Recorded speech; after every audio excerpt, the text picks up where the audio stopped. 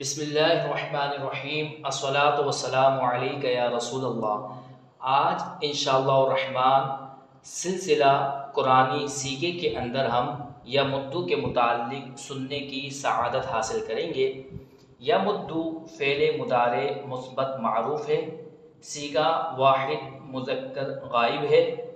اس کا معنی ہے کہ وہ ایک مرد کھینچتا ہے یا کھینچے گا، وہ ایک مرد ڈھیل دیتا ہے یا دے گا۔ سا اقسام میں یہ فعل ہے، شش اقسام میں ثلاثی مجرد ہے، جبکہ ہفت اقسام میں یہ مضاعف ہے۔ اس کی اصل یمددو بر وزن یفعلو تھی، جیسے ینصرو، یمددو جیسے ینصرو، یہ با نصرہ ینصرو سے ہے۔ یمددو سے یمدو کس طرح بن گیا؟ اس کے اندر مضاعف کا قاعدہ لگا، اور وہ قاعدہ یہ ہے کہ ایک کلمے میں دو ہم جنس حروف ہوں، یعنی ایک کلمے میں ایک جیسے دو حروف ہوں اور پہلے کا ما قبل حرف ساکت غیر مدہ ہو۔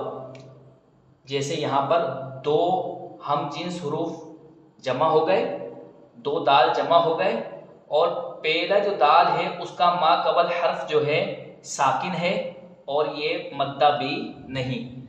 اگر اس سے پہلے حروف مدہ ہو تو وہاں پر تعلیل کا انداز کچھ اور ہوگا۔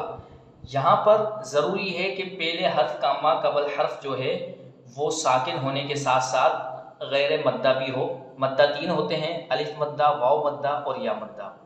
تو یہاں پر جو حرف ہے نہ وہ الف ہے، نہ واو ہے، اور نہ وہ یا ہے۔ تو پہلے حرف کا ما قبل حرف جو ہے وہ ساکن غیر مدہ ہے۔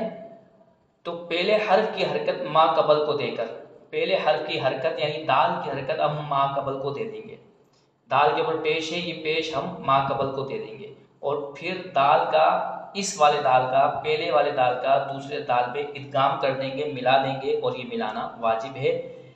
یمددو سے جب ہم نے اس دال کا پیش میم کو دیا تو میم متحرک ہو گیا، یا مددو، تو پھر دال کا دال میں ادغام کر دیا۔ جیسے یفرو، یہ اصل میں یفررو تھا، باب ضربہ یضربو سے یفررو بر وزن یضربو۔